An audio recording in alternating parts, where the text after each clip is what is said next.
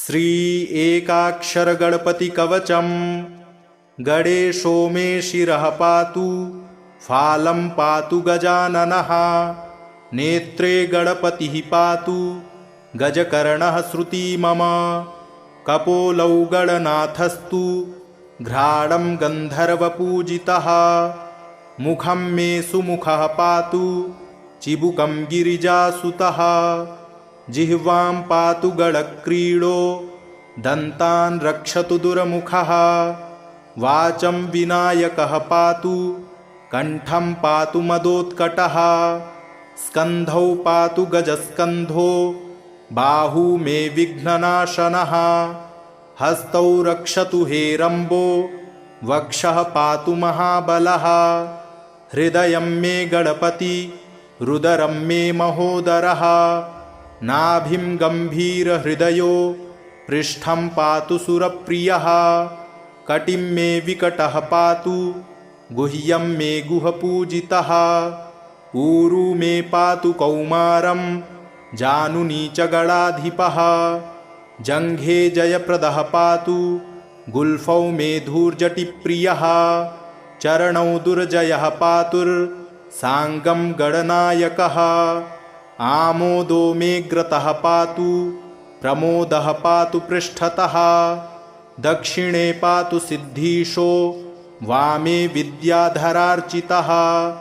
प्राच्यां रक्षतु मां नित्यं चिन्तामणिविनायकः आग्नेयां वक्रतुण्डो मे दक्षिणस्यामुमासुतः नैऋत्यां सर्वविघ्नेशो पातु नित्यं गणेश्वरः प्रतीच्यां सिद्धिदः पातु वायव्यां गजकर्णकः कौवेर्यां सर्वसिद्धीशो ईशान्यामीशनन्दनः ऊर्ध्वं विनायकः पातु अधो मूषकवाहनः दिवागोक्षीरधवलः पातु नित्यं गजाननः रात्रौ पातु गणक्रीडो सन्ध्ययोऽसुरवन्दितः पाशाङ्कुशाभयकरः सर्वतः पातु मां सदा ग्रहभूतपिशाचेभ्यो पातु नित्यं गणेश्वरः सत्त्वं रजस्तमो वाचं बुद्धिं ज्ञानं स्मृतिं दयां धर्मं चतुर्विधं लक्ष्मीं लज्जां कीर्तिं कुलं वपुः धनं धान्यगृहान् दारान् पुत्रान् पौत्रान् सखींस्तथा एकदन्तोऽवतु श्रीमान् सर्वतः शङ्करात्मजः सिद्धिदं कीर्तिदं देवी प्रपठेन्नियतः शुचिः एककालं द्विकालं वा त्रिकालं वापि भक्तितः न तस्य दुर्लभं किञ्चित् त्रिषु लोकेषु विद्यते सर्वपापविनिर्मुक्तो जायते भुवि मानवः यं यं कामयते मर्त्यः सुदुर्लभमनोरथं तं तं प्राप्नोति सकलं षाण्मासान्नात्र संशयः मोहनस्तम्भनाकर्ष मारणोच्चाटनं वशं स्मरणादेव जायन्ते नात्र कार्या विचारणा सर्वविघ्नहरे देवीं ग्रहपीडानिवारणं सर्वशत्रुक्षयकरं सर्वापत्तिनिवारणं धृत्वेदं कवचं देवी यो जपेन्मन्त्रमुत्तमं न वाच्यते स विघ्नौघैः कदाचिदपि कुत्रचित् भूर्जे लिखित्वा विधिवत् धारयेद्यो नरः शुचिः एकबाहो शिरः कण्ठे पूजयित्वा गणाधिपम् एकाक्षरस्य मन्त्रस्य कवचं देवि दुर्लभं यो धारयेन्महेशानि न विघ्नैरभिभूयते गणेशहृदयं नाम कवचं सर्वसिद्धिदं पठेद्वा पाठयेद्वापि तस्य सिद्धिः करे स्थिता न प्रकाश्यं महेशानि कवचं यत्र कुत्रचित् दातव्यं भक्तियुक्ताय गुरुदेवपराय च गणेशो मे शिरः पातु फालं पातु गजाननः नेत्रे गणपतिः पातु गजकर्णः श्रुती मम कपोलौ गणनाथस्तु घ्राणं गन्धर्वपूजितः मुखं मे सुमुखः पातु चिबुकं गिरिजासुतः जिह्वां पातु गणक्रीडो दन्तान् रक्षतु दुर्मुखः वाचं विनायकः पातु कण्ठं पातु मदोत्कटः स्कन्धौ पातु गजस्कन्धो बाहू मे विघ्ननाशनः हस्तौ रक्षतु हेरम्बो वक्षः पातु महाबलः हृदयं मे गणपति रुदरं मे महोदरः नाभिं गम्भीरहृदयो पृष्ठं पातु सुरप्रियः कटिं मे विकटः पातु गुह्यं मे गुहपूजितः ऊरू मे पातु कौमारं जानुनी च गणाधिपः जङ्घे जयप्रदः पातु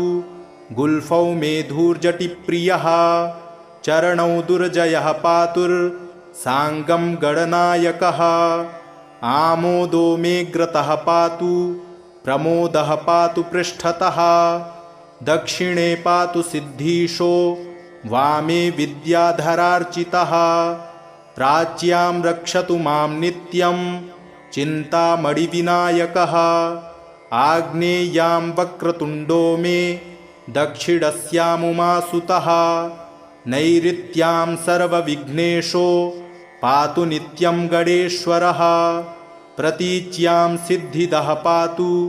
वायव्यां गजकर्णकः कौबेर्यां सर्वसिद्धीशो ईशान्यामीशनन्दनः ऊर्ध्वं विनायकः पातु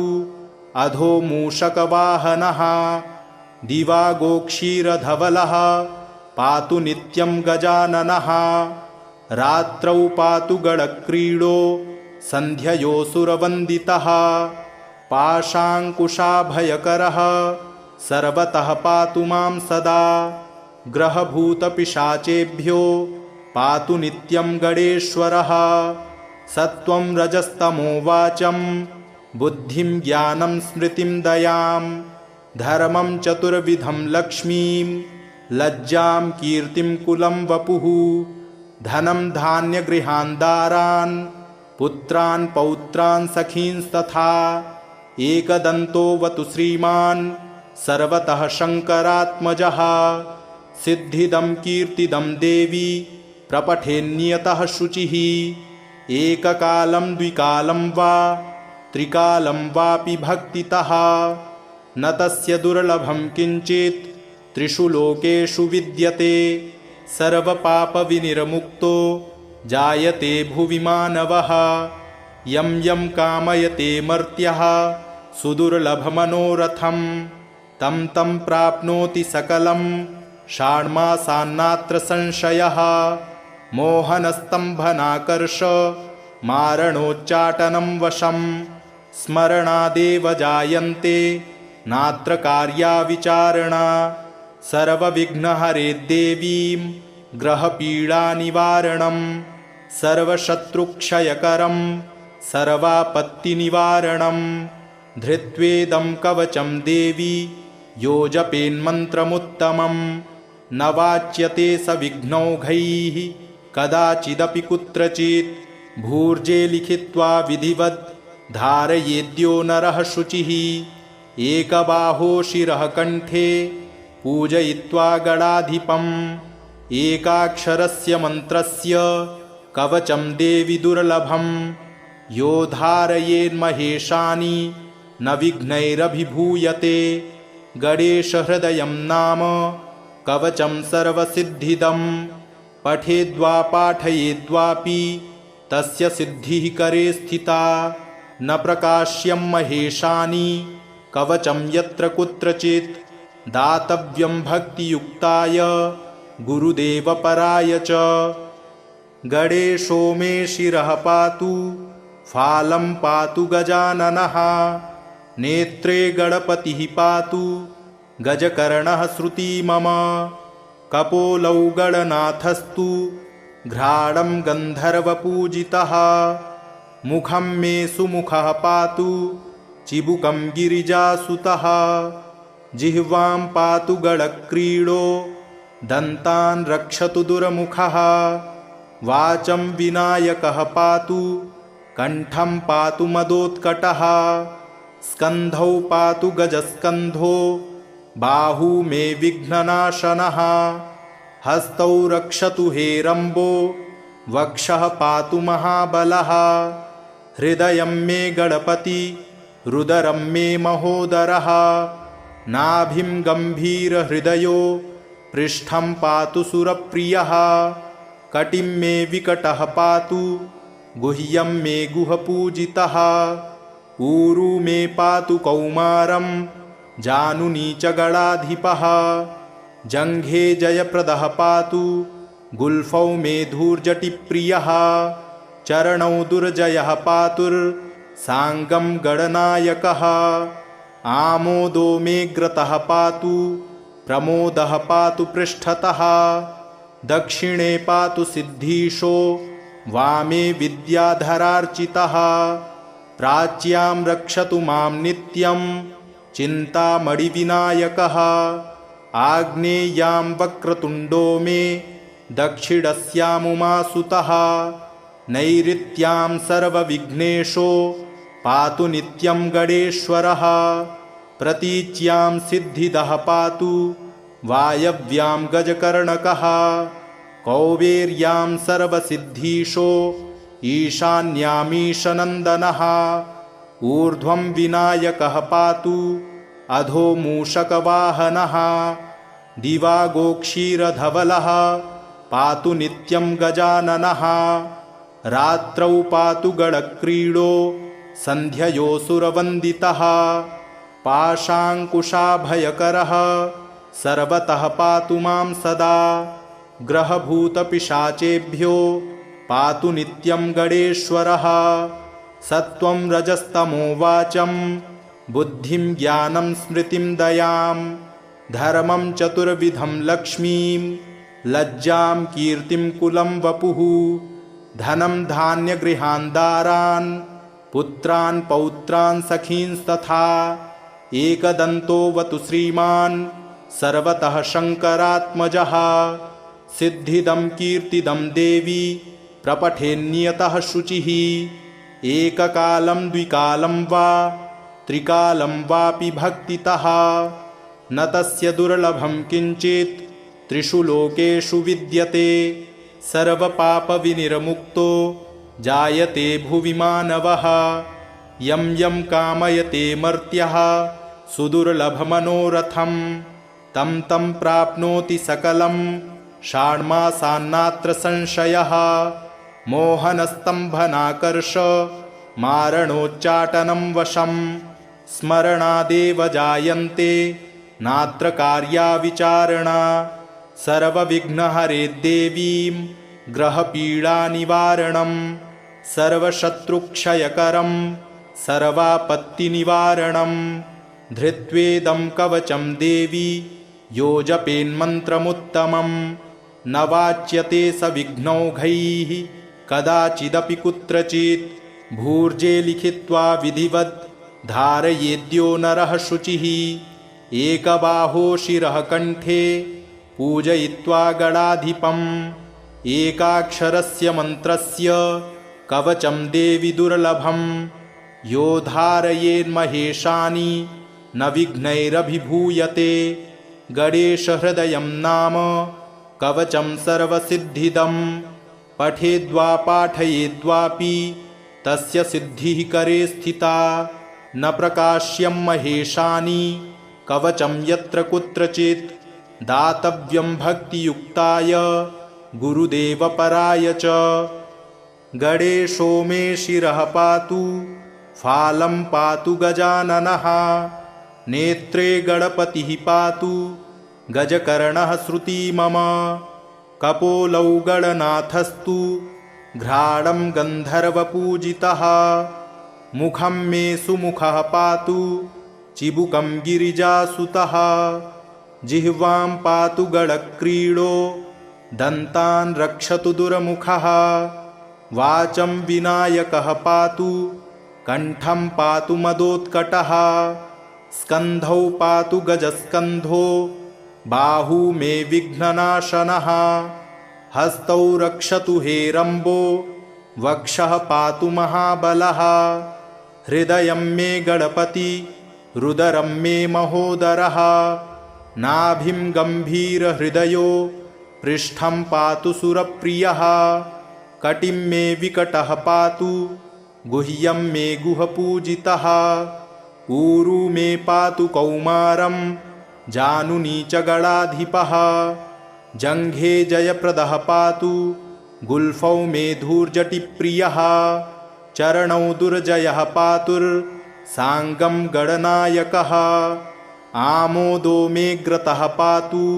प्रमोदः पातु पृष्ठतः दक्षिणे पातु सिद्धीशो वामे विद्याधरार्चितः प्राच्यां रक्षतु मां नित्यं चिन्तामणिविनायकः आग्नेयां वक्रतुण्डो मे दक्षिणस्यामुमासुतः नैऋत्यां सर्वविघ्नेशो पातु नित्यं गणेश्वरः प्रतीच्यां सिद्धिदः पातु वायव्यां गजकर्णकः कौबेर्यां सर्वसिद्धीशो ईशान्यामीशनन्दनः ऊर्ध्वं विनायकः पातु अधो मूषकवाहनः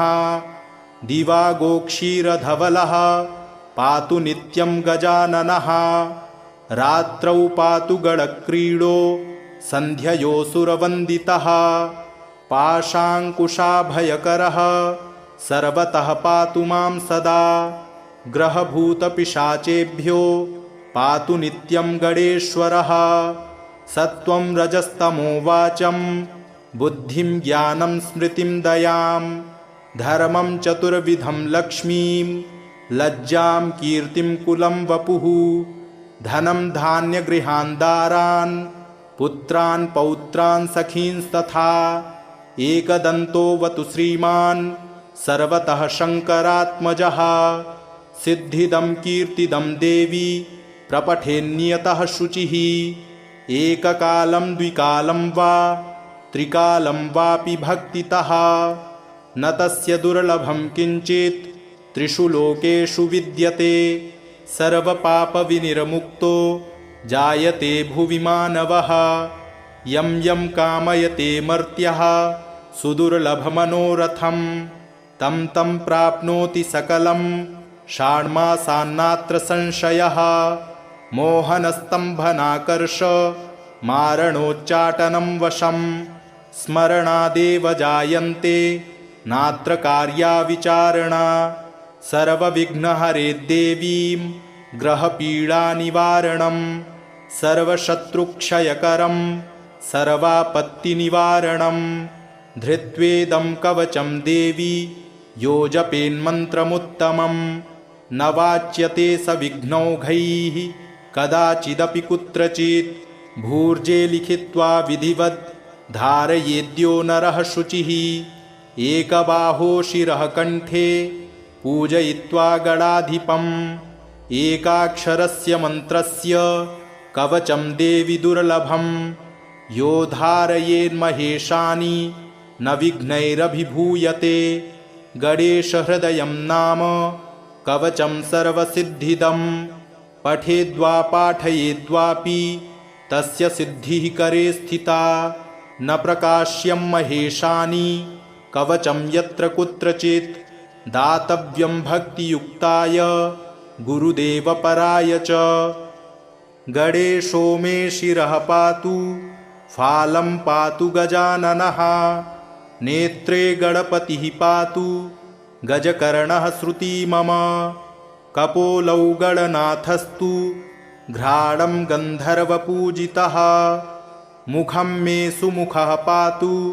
चिबुकं गिरिजासुतः जिह्वां पातु गणक्रीडो दन्तान् रक्षतु दुर्मुखः वाचं विनायकः पातु कण्ठं पातु मदोत्कटः स्कन्धौ पातु गजस्कन्धो बाहू मे विघ्ननाशनः हस्तौ रक्षतु हेरम्बो वक्षः पातु महाबलः हृदयं मे गणपति रुदरं मे महोदरः नाभिं गम्भीरहृदयो पृष्ठं पातु सुरप्रियः कटिं मे विकटः पातु गुह्यं मे गुहपूजितः ऊरू मे पातु कौमारं जानुनी च गणाधिपः जङ्घे जयप्रदः पातु गुल्फौ मे धूर्जटिप्रियः चरणौ दुर्जयः पातुर्साङ्गं गणनायकः आमोदो मे ग्रतः पातु प्रमोदः पातु पृष्ठतः दक्षिणे पातु सिद्धीशो वामे विद्याधरार्चितः प्राच्यां रक्षतु मां नित्यं चिन्तामणिविनायकः आग्नेयां वक्रतुण्डो मे दक्षिणस्यामुमासुतः नैऋत्यां सर्वविघ्नेशो पातु नित्यं गणेश्वरः प्रतीच्यां सिद्धिदः पातु वायव्यां गजकर्णकः कौवेर्यां सर्वसिद्धीशो ईशान्यामीशनन्दनः ऊर्ध्वं विनायकः पातु अधो मूषकवाहनः दिवागोक्षीरधवलः पातु नित्यं गजाननः रात्रौ पातु गणक्रीडो सन्ध्ययोऽसुरवन्दितः पाशाङ्कुशाभयकरः सर्वतः पातु मां सदा ग्रहभूतपिशाचेभ्यो पातु नित्यं गणेश्वरः सत्त्वं रजस्तमो वाचं बुद्धिं ज्ञानं स्मृतिं दयां धर्मं चतुर्विधं लक्ष्मीं लज्जां कीर्तिं कुलं वपुः धनं धान्यगृहान् दारान् पुत्रान् पौत्रान् सखींस्तथा एकदन्तोऽवतु श्रीमान् सर्वतः शङ्करात्मजः सिद्धिदं कीर्तिदं देवी प्रपठेन्नियतः शुचिः एककालं द्विकालं वा त्रिकालं वापि भक्तितः न तस्य दुर्लभं किञ्चित्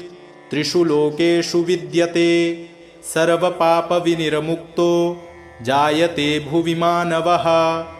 यं यं कामयते मर्त्यः सुदुर्लभमनोरथं तं तं प्राप्नोति सकलं षाण्मासान्नात्र संशयः मोहनस्तम्भनाकर्ष मारणोच्चाटनं वशं स्मरणादेव जायन्ते नात्र कार्या विचारणा सर्वविघ्नहरे देवीं ग्रहपीडानिवारणं सर्वशत्रुक्षयकरं सर्वापत्तिनिवारणं धृत्वेदं कवचं देवी यो जपेन्मन्त्रमुत्तमं न वाच्यते स विघ्नौघैः कदाचिदपि कुत्रचित् भूर्जे लिखित्वा विधिवद् धारयेद्यो नरः शुचिः एकबाहो शिरः कण्ठे पूजयित्वा गणाधिपम् एकाक्षरस्य मन्त्रस्य कवचं देवि दुर्लभं यो धारयेन्महेशानि न विघ्नैरभिभूयते गणेशहृदयं नाम कवचं सर्वसिद्धिदं पठेद्वा पाठयेद्वापि तस्य सिद्धिः करे स्थिता न प्रकाश्यं महेशानि कवचं यत्र कुत्रचित् दातव्यं भक्तियुक्ताय गुरुदेवपराय च गणेशो मे शिरः पातु फालं पातु गजाननः नेत्रे गणपतिः पातु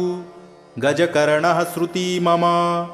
कपोलौ गणनाथस्तु घ्राणं गन्धर्वपूजितः मुखं मे सुमुखः पातु चिबुकं गिरिजासुतः जिह्वां पातु गणक्रीडो दन्तान् रक्षतु दुर्मुखः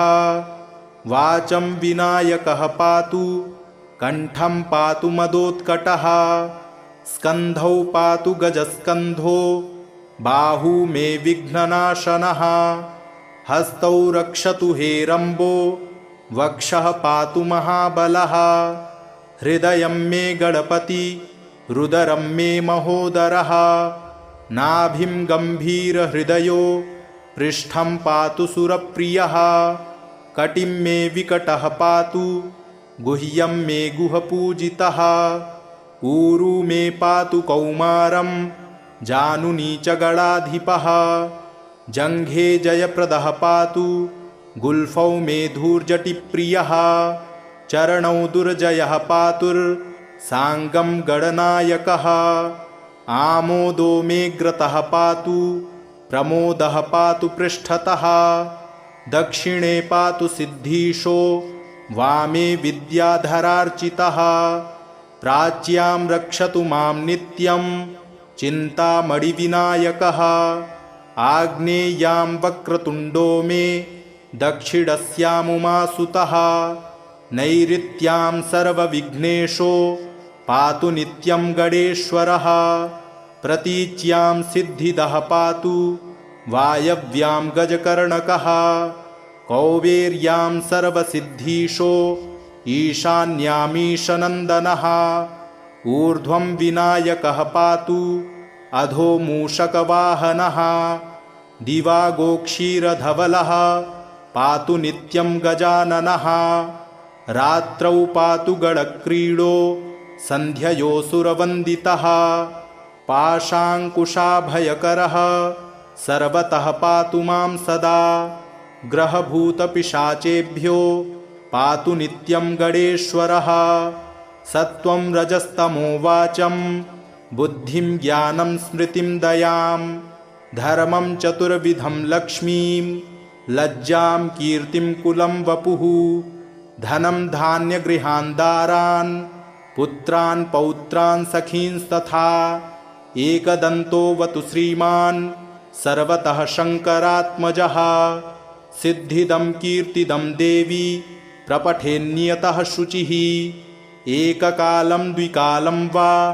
त्रिकालं वापि भक्तितः न तस्य दुर्लभं किञ्चित् त्रिषु लोकेषु विद्यते सर्वपापविनिर्मुक्तो जायते भुवि मानवः यं यं कामयते मर्त्यः सुदुर्लभमनोरथं तं तं प्राप्नोति सकलं षाण्मासान्नात्र संशयः मोहनस्तम्भनाकर्ष मारणोच्चाटनं वशं स्मरणादेव जायन्ते नात्र कार्या विचारणा सर्वविघ्नहरे देवीं ग्रहपीडानिवारणं सर्वशत्रुक्षयकरं सर्वापत्तिनिवारणं धृत्वेदं कवचं देवी यो जपेन्मन्त्रमुत्तमं न वाच्यते स विघ्नौघैः कदाचिदपि कुत्रचित् भूर्जे लिखित्वा विधिवत् धारयेद्यो नरः शुचिः एकबाहो शिरः कण्ठे पूजयित्वा गणाधिपम् एकाक्षरस्य मन्त्रस्य कवचं देवि दुर्लभं यो धारयेन्महेशानि न विघ्नैरभिभूयते गणेशहृदयं नाम कवचं सर्वसिद्धिदं पठेद्वा पाठयेद्वापि तस्य सिद्धिः करे स्थिता न प्रकाश्यं महेशानि कवचं यत्र कुत्रचित् दातव्यं भक्तियुक्ताय गुरुदेवपराय च गणेशो मे शिरः पातु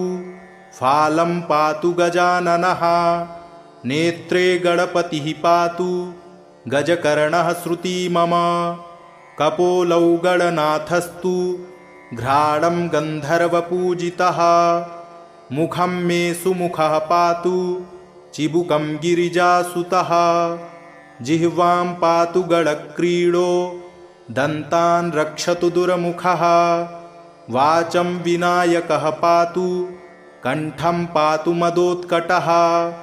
स्कन्धौ पातु गजस्कन्धो बाहू मे विघ्ननाशनः हस्तौ रक्षतु हेरम्बो वक्षः पातु महाबलः हृदयं मे गणपति रुदरं मे महोदरः नाभिं गम्भीरहृदयो पृष्ठं पातु सुरप्रियः कटिं मे विकटः पातु गुह्यं मे गुहपूजितः ऊरू मे पातु कौमारं जानुनी च गणाधिपः जङ्घे जयप्रदः पातु गुल्फौ मेधूर्जटिप्रियः चरणौ दुर्जयः पातुर्साङ्गं गणनायकः आमोदो मेऽग्रतः पातु प्रमोदः पातु पृष्ठतः दक्षिणे पातु सिद्धीशो वामे विद्याधरार्चितः प्राच्यां रक्षतु मां नित्यं चिन्तामणिविनायकः आग्नेयां वक्रतुण्डो मे दक्षिणस्यामुमासुतः नैऋत्यां सर्वविघ्नेशो पातु नित्यं गणेश्वरः प्रतीच्यां सिद्धिदः पातु वायव्यां गजकर्णकः कौबेर्यां सर्वसिद्धीशो ईशान्यामीशनन्दनः ऊर्ध्वं विनायकः पातु अधो मूषकवाहनः दिवागोक्षीरधवलः पातु नित्यं गजाननः रात्रौ पातु गणक्रीडो सन्ध्ययोऽसुरवन्दितः पाशाङ्कुशाभयकरः सर्वतः पातु मां सदा ग्रहभूतपिशाचेभ्यो पातु नित्यं गणेश्वरः सत्त्वं रजस्तमो वाचं बुद्धिं ज्ञानं स्मृतिं दयां धर्मं चतुर्विधं लक्ष्मीं लज्जां कीर्तिं कुलं वपुः धनं धान्यगृहान् दारान् पुत्रान् पौत्रान् सखींस्तथा एकदन्तोऽवतु श्रीमान् सर्वतः शङ्करात्मजः सिद्धिदं कीर्तिदं देवी प्रपठेन्नियतः शुचिः एककालं द्विकालं वा त्रिकालं वापि भक्तितः न तस्य दुर्लभं किञ्चित् त्रिषु लोकेषु विद्यते सर्वपापविनिर्मुक्तो जायते भुवि मानवः यं यं कामयते मर्त्यः सुदुर्लभमनोरथं तं तं प्राप्नोति सकलं षाण्मासान्नात्र संशयः मोहनस्तम्भनाकर्ष मारणोच्चाटनं वशं स्मरणादेव जायन्ते नात्र कार्या विचारणा सर्वविघ्नहरे देवीं ग्रहपीडानिवारणं सर्वशत्रुक्षयकरं सर्वापत्तिनिवारणं धृत्वेदं कवचं देवी यो जपेन्मन्त्रमुत्तमं न वाच्यते स विघ्नौघैः कदाचिदपि कुत्रचित् भूर्जे लिखित्वा विधिवत् धारयेद्यो नरः शुचिः एकबाहो शिरः कण्ठे पूजयित्वा गणाधिपम् एकाक्षरस्य मन्त्रस्य कवचं देवि दुर्लभं यो धारयेन्महेशानि न विघ्नैरभिभूयते गणेशहृदयं नाम कवचं सर्वसिद्धिदं पठेद्वा पाठयेद्वापि तस्य सिद्धिः करे स्थिता न प्रकाश्यं महेशानि कवचं यत्र कुत्रचित् दातव्यं भक्तियुक्ताय गुरुदेवपराय च गणेशो मे शिरः पातु फालं पातु गजाननः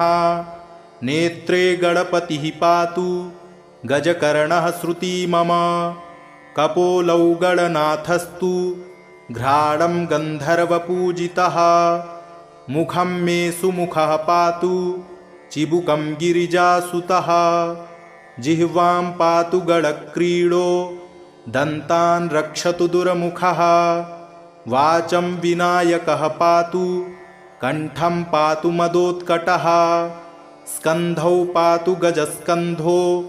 बाहू मे विघ्ननाशनः हस्तौ रक्षतु हेरम्बो वक्षः पातु महाबलः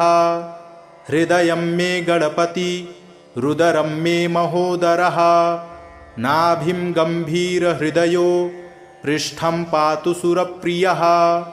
कटिं मे विकटः पातु गुह्यं मे गुहपूजितः ऊरू मे पातु कौमारं जानुनी च गणाधिपः जङ्घे जयप्रदः पातु गुल्फौ मे धूर्जटिप्रियः चरणौ दुर्जयः पातुर्साङ्गं गणनायकः आमोदो मेऽग्रतः पातु प्रमोदः पातु पृष्ठतः दक्षिणे पातु सिद्धीशो वामे विद्याधरार्चितः प्राच्यां रक्षतु मां नित्यं चिन्तामणिविनायकः आग्नेयां वक्रतुण्डो मे दक्षिणस्यामुमासुतः नैऋत्यां सर्वविघ्नेशो पातु नित्यं गणेश्वरः प्रतीच्यां सिद्धिदः पातु वायव्यां गजकर्णकः कौबेर्यां सर्वसिद्धीशो ईशान्यामीशनन्दनः ऊर्ध्वं विनायकः पातु अधो मूषकवाहनः दिवागोक्षीरधवलः पातु नित्यं गजाननः रात्रौ पातु गणक्रीडो सन्ध्ययोऽसुरवन्दितः पाशाङ्कुशाभयकरः सर्वतः पातु मां सदा ग्रहभूतपिशाचेभ्यो पातु नित्यं गणेश्वरः सत्त्वं रजस्तमो वाचं बुद्धिं ज्ञानं स्मृतिं दयां धर्मं चतुर्विधं लक्ष्मीं लज्जां कीर्तिं कुलं वपुः धनं धान्यगृहान् दारान् पुत्रान् पौत्रान् सखींस्तथा एकदन्तोऽवतु श्रीमान् सर्वतः शङ्करात्मजः सिद्धिदं कीर्तिदं देवी प्रपठेन्नियतः शुचिः एककालं द्विकालं वा त्रिकालं वापि भक्तितः न तस्य दुर्लभं किञ्चित् त्रिषु लोकेषु विद्यते